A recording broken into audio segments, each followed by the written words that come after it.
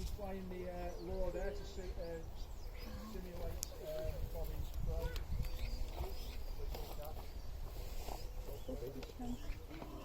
Well, she's far.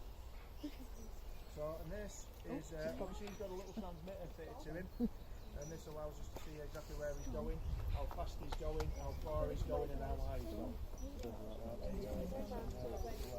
Just a pair. Worm there, can you see?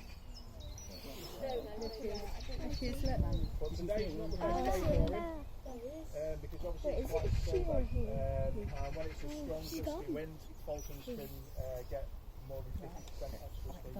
So, on a day like this, Bobby will probably do on average about 45-50 miles an hour, possibly 56 miles an hour, but on a strong gusty day you can get 80-90 miles an hour. So there you go, that's in that green worm there.